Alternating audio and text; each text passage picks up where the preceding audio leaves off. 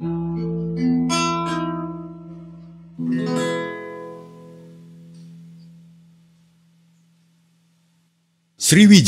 berdiri dan menjadi pusat kebudayaan serta pusat ilmu Buddha terutama yang beraliran Hinayana dan Mahayana. Sriwijaya adalah kerajaan besar Nusantara yang kekuasaannya tersebar sampai ke Kamboja. Majapahit adalah kerajaan besar setelah Sriwijaya.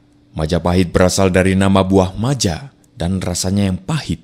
Buah itu ditemukan anak buah Raden Wijaya. Kejayaan Majapahit mencapai puncaknya pada masa Raja Hayam Wuruk dengan mahapatihnya Gajah Mada. Gajah Mada mengucapkan sumpah palapa, semacam perjanjian untuk tidak bersenang-senang sebelum mempersatukan Nusantara. Laksamana Cheng Ho melakukan pelayaran ke Nusantara. Pelayaran itu menghasilkan akulturasi budaya antara orang Cina dan penduduk lokal. Jejak akulturasi itu dapat ditemui di dalam kesenian dan kebudayaan, serta beberapa jenis bangunan peribadatan. Portugis yang masuk ke Nusantara sejak 1511 telah banyak meninggalkan jejak budaya, salah satunya adalah jenis musik roncong yang dicampur dengan gitar khas Portugis.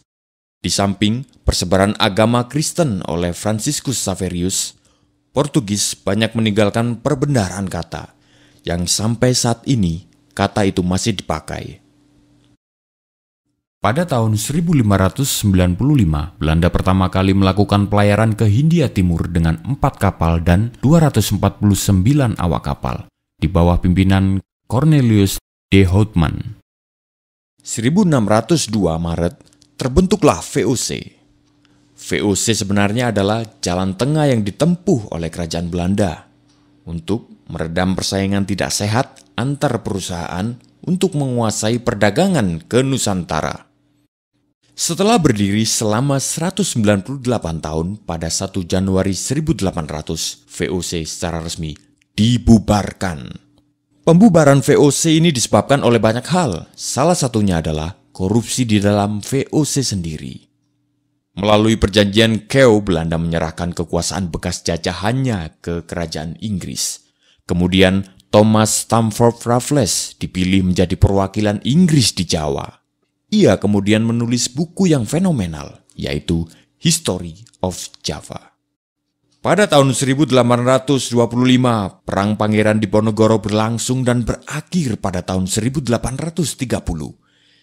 Diponegoro datang dalam sebuah perundingan yang digagas Belanda. Namun, beliau kemudian ditangkap dan diasingkan ke Manado lalu dipindah ke Makassar hingga wafat.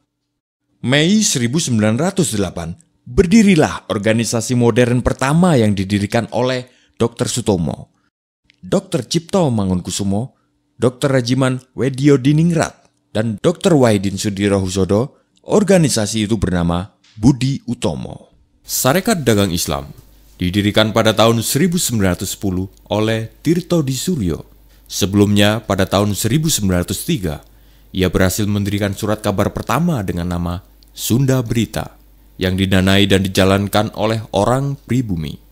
Tahun 1911, Haji Samanhudi, seorang pedagang batik dari Surakarta, mendirikan Sarekat Dagang Islam di Surakarta.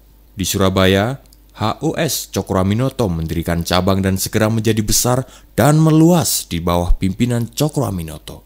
SDI kemudian berubah nama menjadi Sarekat Islam.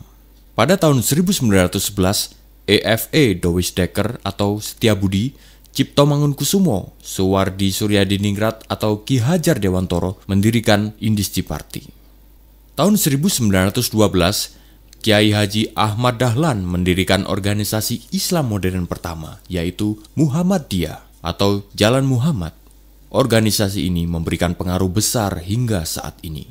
Pada tahun 1927, tanggal 4 Juli, Soekarno dan Al-Gemini Study Club mendirikan Partai Nasional Indonesia. Munculnya organisasi adalah penanda bagi perjuangan yang mengedepankan nasionalisme. Puncaknya adalah Sumpah Pemuda, Oktober 1928. Tokohnya adalah Muhammad Yamin. Pada bulan Maret 1942, Jepang menangkap Gubernur Jenderal Belanda. Saat itu pula, runtuhlah kekuasaan Belanda. Jepang masuk dengan slogan Saudara Tua, Cahaya dari Timur. Bulan Maret 1945, Jepang membentuk Badan Penyelidik Usaha Persiapan Kemerdekaan Indonesia sebagai upaya pemberian kemerdekaan. 1 Juni, Soekarno mengemukakan dasar negara Pancasila, 5 dasar yang akan menjadi falsafah resmi Indonesia merdeka. 15 Agustus, Jepang menyerah tanpa syarat. Setelah sekutu membom Hiroshima pada 6 Agustus 1945. Pada saat itu terjadi kekosongan kekuasaan karena sekutu yang mengalahkan Jepang tidak melakukan penaklukan terhadap Indonesia. Sementara itu Jepang masih berkuasa, namun telah menyerah. 16 Agustus, Soekarno-Hatta diculik para pemuda dan dibawa ke Rengas Dengklok. Para pemuda mendesak Soekarno-Hatta untuk segera menyatakan kemerdekaan. Tanggal 17 Agustus, dibacakanlah proklamasi yang dirancang Soekarno dan beberapa tokoh di rumah Soekarno. Dikibarkanlah bendera merah putih yang dijahit oleh Ibu Fatmawati, istri Soekarno. Hal-hal yang mengenai pemindahan kekuasaan dan lain-lain diselenggarakan dengan cara saksama dan dalam tempo yang sesingkat-singkatnya. Jakarta, 17 Agustus 1945, atas nama bangsa Indonesia, Soekarno-Hatta.